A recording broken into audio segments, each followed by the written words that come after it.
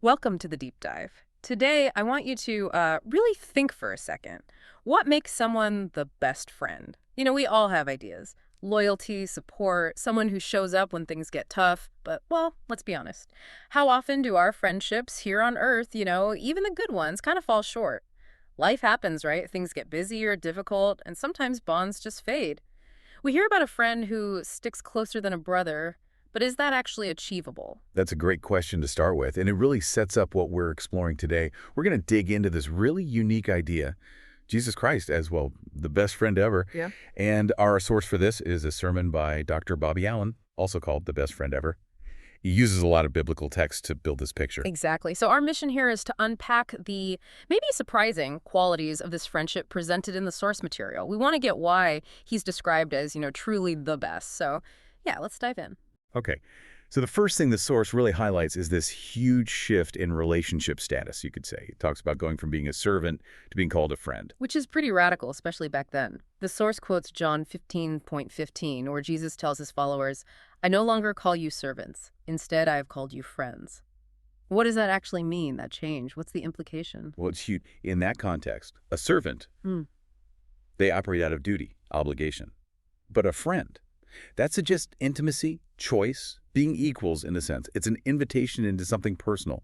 It implies he actually, likes you. It's not just tolerance. And the source points out the depth of this using Matthew 26:50. Even when Judas betrays him, Jesus calls him friend. Wow. Even then. Yeah, it shows a willingness to offer friendship that goes way beyond our usual limits, even when deeply hurt. Yeah, that challenges how we normally think about friendship, doesn't it? And speaking of commitment, the source moves straight into, well, the ultimate act of friendship, sacrifice. It quotes John 15:13, "Greater love hath no man than this, that a man lay down his life for his friends." Right. And the sermon is clear. This wasn't just like a nice saying. It was literal. He actually laid down his life. But the key thing here, according to the source, is why and when. It's described as grace-based. Romans 5:8 puts it like this.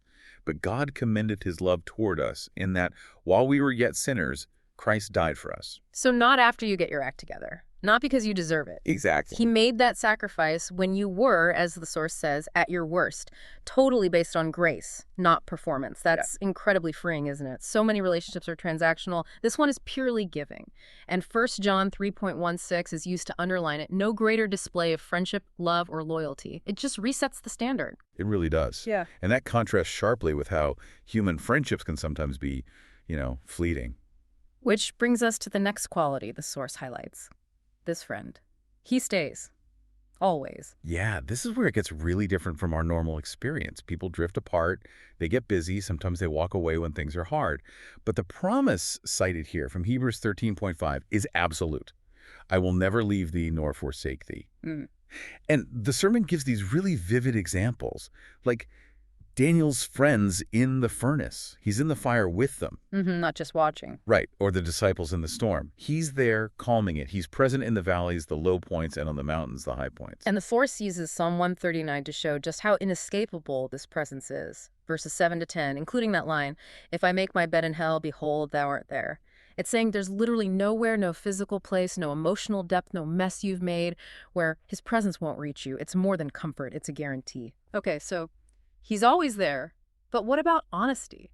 A real friend has to tell you the truth, right? Even when it's hard. The source says Jesus is full of grace and truth, referencing John 1:14. How does that work? Grace and truth. Yeah, it's a crucial balance.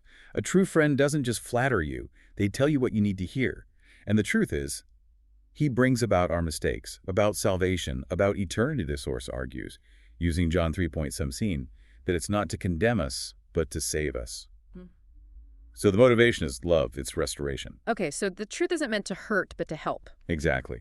And Revelation 3:19 is cited, "As many as I love, I rebuke and chasten."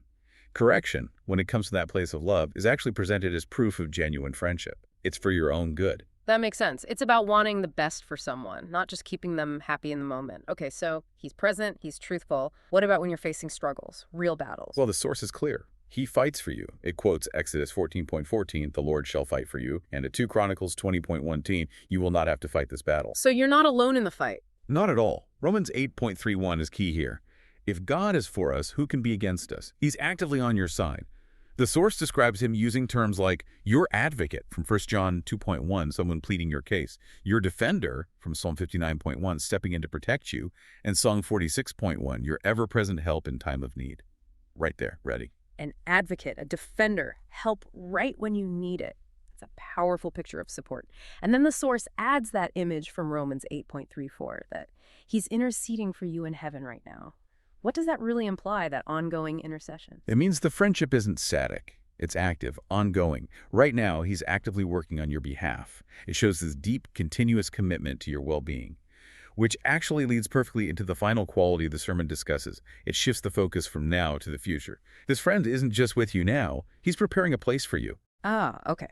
This is where eternity comes in. John 14, verses 2 and 3 are quoted. In my Father's house are many mansions. I go to prepare a place for you, that where I am, there ye may be also. That idea, preparing a place, it suggests he wants to be with you forever, right? Yeah. He's planning a future with you in mind. Precisely. It's the ultimate act of planning and dedication for the relationship. It shows he desires this connection to last forever.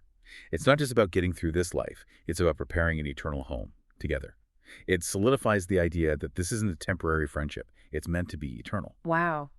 Okay, so let's just recap what we've unpacked from the source material today. This idea of Jesus as the best friend ever involves, well, him choosing you specifically, calling you friend. Then there's the ultimate sacrifice, laying down his life purely out of grace. The promise of his unwavering presence always there no matter what, telling you the truth you need to hear out of love for your own good, actively fighting for you, defending you, advocating for you, and finally, preparing a place for you, wanting to be with you forever. Yeah, it paints a picture of a friendship that really goes beyond anything we typically experience. The source uses these beautiful descriptions, like he calls you by name from Isaiah 43.1, or he sings over you with joy, that's Zephaniah 3.17. He knows your every thought, Psalm 139.2.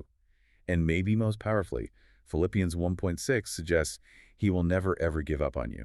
That's quite something to consider. It really challenges us to think differently about friendship and maybe about faith, too. So here's a thought to leave you with, drawing from Revelation 3.2.